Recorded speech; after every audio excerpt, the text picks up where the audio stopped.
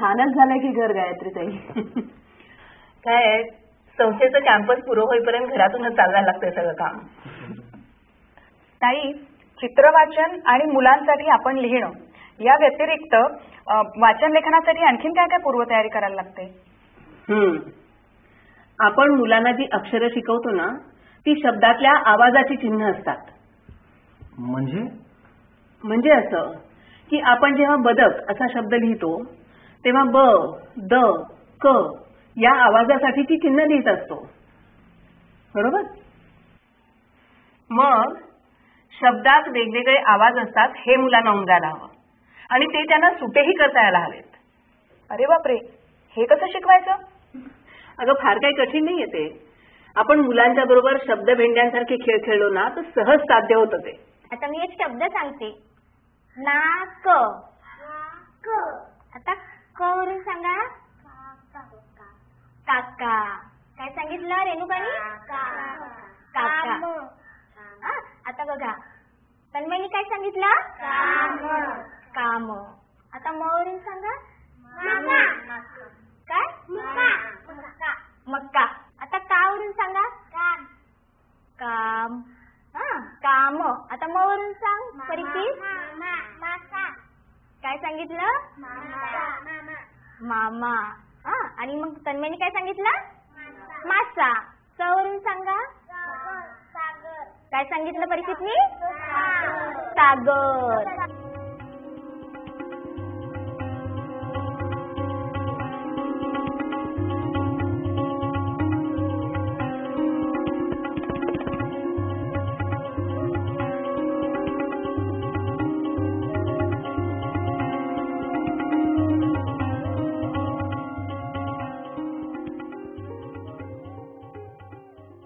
आता बघा मी काय सांगते. आता शेवटी म येणारा शब्द. मामा. शेवटी म येणारा सांगायचा. मामा. मामी. काम. का. म आला शेवटी म. पुन्हा सांगा शेवटी म येणारा. काय? घाम.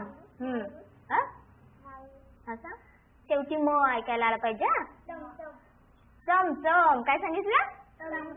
चमचम. बघा शेवटी म बघा. चाक. शेवटी म आला करे.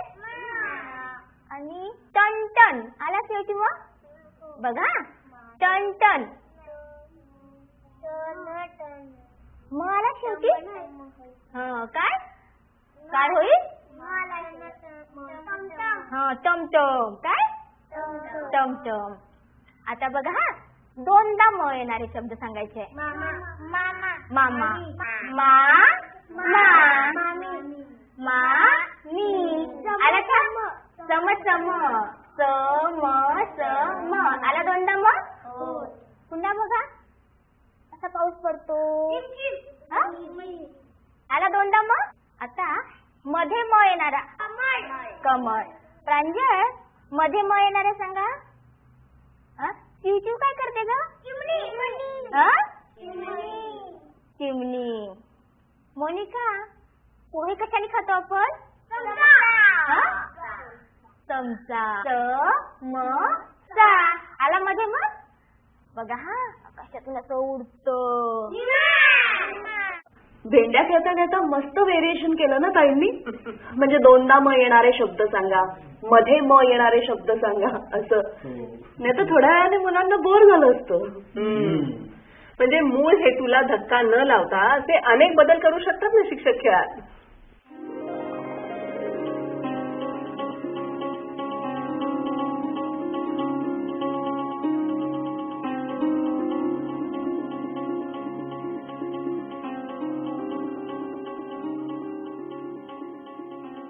आणि काय काय करावं लागतं पूर्वतयारी म्हणून?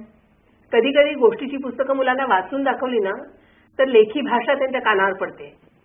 आपण नेहमी गोष्टी सांगतो ना त्याच्यापेक्षा वेगळं असतं. वेगळं ते कसं? म्हणजे वाचून दाखवताना आपण चेहऱ्यावरचे हावभाव कमी करतो. वाचताना वाक्यरचनाही बऱ्याच अंशी प्रमाण भाषेत असते. त्यामुळे होतं काय, मुलांची हळूहळू लेखी प्रमाण भाषेशी ओळख वाढायला लागते. म्हणजे वर्गात गोष्टीची पुस्तकं वाचून दाखवायला हवीत, नाही का? हो ना, मुलांना वाचून दाखवणं हाही वाचन पूर्वतयारीचाच भाग आहे.